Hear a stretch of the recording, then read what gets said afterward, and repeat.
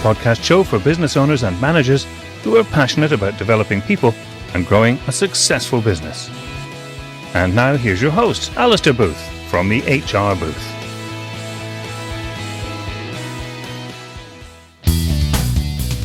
Welcome back to the channel. In this latest episode, I'm going to be discussing some of the different types of recruitment strategies you could be putting in place in your business. So we speak to a lot of employers, we speak to clients on a regular basis. I attend quite a few kind of networking events, and the team have been doing some account management sessions recently, and we kind of quite often ask the question, what's the biggest challenge in business? And quite often it is either people or finance. Now, I'm not going to speak about that today, but what I would like to think is we are an expert on people. And one of the biggest things that clients tell us and employers tell us is that it's quite difficult to recruit people into the business for various reasons. Their feedback seems to suggest it's difficult to attract quality staff. It's difficult to retain them. They're not sure where to find them. The people they do bring into the business for various reasons just don't work out, and it seems to be a kind of common kind of trend at the moment. So what I'm going to do in this episode is just kind of share some of the strategies that we've seen working quite well for other businesses, and I think the key thing to probably try and get across today is that there's not a kind of one size fits all kind of solution around this. And we know that some employers actually find it quite easy to attract talent and retain them, and other businesses kind of really struggle with it. So, as I say, there's not a kind of one size fits all solution for this. So what I'm going to do is just kind of talk through some of the things that I've kind of seen working well and what we've seen working well with some of our clients. So, in this kind of age of social media, what we're now seeing is more businesses being very active on social media, whether that's to promote your products and your services, but, perhaps missing a trick if you're not using social media as a platform for recruitment. So, a lot of businesses perhaps think, LinkedIn is the best place for that. And I guess in a B2B type scenario, LinkedIn works very well.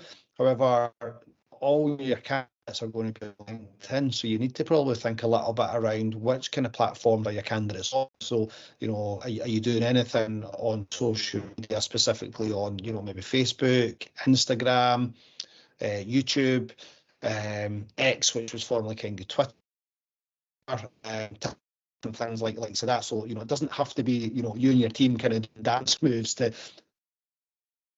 These kind of platforms are perhaps a little bit more about kind of showcasing your kind of company culture. You might have some of your job adverts being shared on, testimonials from your team, just kind of talking about how it's a great place to work or what they enjoy about the workplace, and using that kind of platform to get that kind of message across. And then obviously look at where you advertise your position. So I think gone are the days where companies are advertising and on the press and things like that. It does seem to be kind of more online, so different kind of job boards. Different job boards will work well for different kind of vacancies. So you need to kind of, when you are advertising on a particular kind of job board, you need to kind of keep a record around, how many applications did you get back in, what was your return on that investment, what did it cost you, how quickly were you able to kind of hire someone, what was the kind of quality of the applicant. So a lot of that is about just kind of trying different things, testing it out and measuring it, and you'll do that in your business on different things. So why not do it in relation to your kind of people? So you need to kind of look at where you're kind of advertising and the types of responses that you get back. I think Indeed works quite well because it's, generally speaking, it's a free job board. However, a lot of companies will do sponsored ads on that, and if you're not doing kind of paid adverts, then there is a possibility that your vacancies might not be found. We're also encouraging employers to put salaries on adverts, and that seems, sometimes is met with a bit of resistance. However, if you're not putting salaries on the adverts, there's a good possibility your adverts just won't be found, especially with people who have set up kind of job alerts on various job boards. So if they're looking for an IT job and the salary bracket is £35,000 to £45,000 a year, they'll kind of put that in terms of that's the type of jobs they want to be notified about. And if you're advertising a job and not putting a salary, these people are not going to get a notification to say there's an advert kind of gone live. So, and also other candidates or potential candidates who see an advert and you've not put a salary on it, they don't really think you're very transparent. So you need to kind of start thinking about the different, benefits package, but more importantly, putting a salary on your job adverts as well. And then think about the actual process that kind of people go through. So, AI is here and it's here to stay and it's only going to evolve. So is there different things in your process that you can make things a little bit kind of quicker? We still see kind of clients taking far too long to get back to candidates. And, if a candidate's applied for a job today, they're not going to want to wait a week before they kind of get a response. So what are you doing around, the different software? Is it AI? Is it different systems? Is it an applicant tracking system? What are you kind of doing to, screen kind of candidates? And, what are you kind of doing to kind of make that experience quite a positive experience for the candidate? Because if it's not positive, then the chances are they're going to be pretty switched off already. So you need to kind of have a look at how you're maximising that kind of candidate experience. Other things to think about is looking at your kind of employee referral scheme, or recommend a friend, as it's sometimes kind of known as. So, are you doing anything in the workplace to incentivise existing employees to refer friends and family into the business? So if you've got a good workplace culture, good environment, your team members enjoy where they work and what they do, then how great would it be for them to refer other people in their network to kind of come and work for you? And you can kind of pay them a kind of bonus, or there could be some incentive for them kind of doing so, and that works really well. And that's something I remember way back, even in my kind of TeleWest days, and it was quite an attractive proposition back then, and that's going back 25 years, and we still see a lot of businesses not actually offering an employee referral scheme. So something definitely to kind of think about, because referrals that do come in from your existing team members, generally speaking, will be a kind of good culture fit, and it'll be a little bit more aligned to your company values and tend to kind of stay with the business a little bit kind of longer. So definitely kind of have a look at that. Speaking about company values, if you've not got company values, then you definitely kind of have a look at that. We would always be advising to recruit on, culture fit, and then someone who's kind of aligned to your own kind of core values, and use that as part of your recruitment process. Where we've not done that in the past, it just hasn't worked. Individuals are not aligned to what you're trying to achieve. We've seen that happen in our own business, and we've seen it happen in a number of our kind of clients. So it's really important to look at your kind of set of core values and then kind of utilise that within your kind of recruitment processes as well, and be kind of transparent around what that kind of looks like. Other things to perhaps think about is, could you be looking at different career fairs, as a kind of webinars that you could kind of be hosting, so you don't physically have to kind of go and, attend a fair in a city somewhere, in a city centre, one of these events. You can actually kind of do it online. And that perhaps allows you to attract people from a different kind of geography, kind of area within your, within your business. So have a think of that, something that you can offer, and look at kind of breakout sessions where you can do one-to-ones, and have options for people to kind of do a Q&A type thing on the webinar as well. So we've seen that work quite well for businesses in the past. Flexible working and hybrid working. So again, a little bit kind of AI that's here to stay, and again will also just evolve through time. I think the pandemic has accelerated that for a lot of individuals, and businesses that have not embraced kind of hybrid and flexible working are going to be left behind. We know from speaking to candidates where it's a job that can be done remotely or on a hybrid setting, they're not actually seeing hybrid working now as a benefit. They're seeing it as a given. So you need to kind of look at, is that something that you can offer, and think about different kind of start and finish times around that as well. So something that we offer in our business around flexible working, and we know that our team will do extra hours when the needs arise, but also we know that if they need to kind of get time off for attending anything to do with their school, anything to do with kids clubs, children, whatever it might be, whatever their kind of passion is and their own kind of interests, then we look to accommodate that. So that flexibility does work kind of both ways.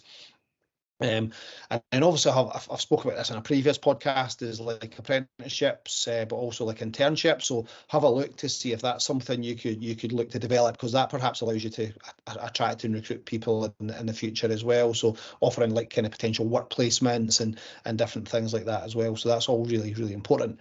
The other one is just about your employer brand. So obviously I spoke a little bit earlier in the episode just around social media, but having a good kind of employer brand allows people to kind of see that it's a good place to work, a lot about your values, your culture, employee testimonials. But what happens is, if you've got a good employer brand, what then happens is that individuals then start approaching you to say, have you got any vacancies, or I'd like to be considered for a role in the future. So that then means that you can build up a little bit of a kind of pipeline without physically having to go and advertise the position. So it's something we've been doing in our own business recently, and we've gone through a couple of kind of recruitment campaigns, and we've now got a bit of a kind of talent pipeline. And it's got a little bit like a football club, maybe looking at the kind of different transfer windows, and they maybe know which players they want to sign in the next window.